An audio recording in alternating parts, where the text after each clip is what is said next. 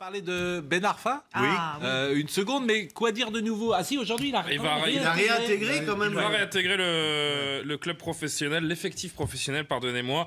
C'est ce qu'on apprend selon une source interne aujourd'hui. Le milieu de terrain qui n'est pas parti aujourd'hui, vous le savez, avec le reste de ses partenaires de la réserve dans le Jura. Et sa réintégration intervient alors que son avocat comptait saisir ce vendredi la commission juridique de la Ligue de foot. Et oui, parce que c'était illégal. Donc ils allaient se faire taper sur les doigts, les Parisiens. Il avait plus sa place de parking, ce qui équivaut un peu à vous retirer votre badge dans une entreprise. Il a envoyé, alors ça, je sais pas si c'est vrai ou pas, mais il devait y avoir des huissiers pour vérifier et constater au siège du PSG. Voilà, au siège du PSG. Et c'est quand même très mauvais pour l'image du PSG. On sait la com, l'importance de la com pour le PSG.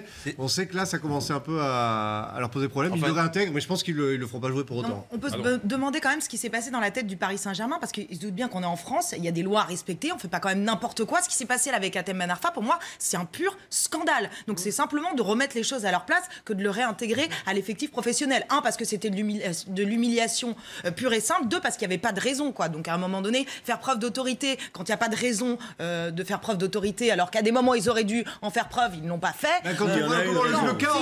C'était un scandale. Heureusement que tout ça est rentré dans l'ordre. D'ailleurs, je trouve qu'on n'en a pas beaucoup parlé. Ouais. Et ici, c'est bien qu'on en parle parce que ça faisait une petite ligne dans l'équipe, ça faisait 4 lignes. C'était un scandale. J'ai eu son avocat aujourd'hui, Jean-Jacques Bertrand, qui a attaqué, qui les a mis devant le fait accompli. Il était d'ailleurs au match du Variété contre les armées. On a donné le coup d'envoi avec Hatem.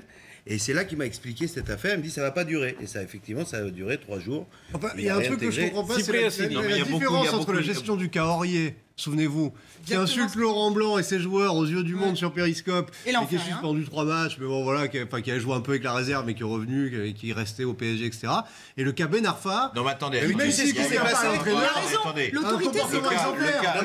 Est-ce que tu sais ce qui s'est passé? En fait, Ben Arfa, il a commis une petite erreur. Non, c'est pas ça. Non. Il a été juste voir le mec qui est au-dessus de Nasser, c'est-à-dire l'émir. Oui, bon. Et voilà. Et donc l'autre l'a mal pris, il a été vexé, et donc à partir de là, ça a implosé. Mais c'est Paris Saint-Germain.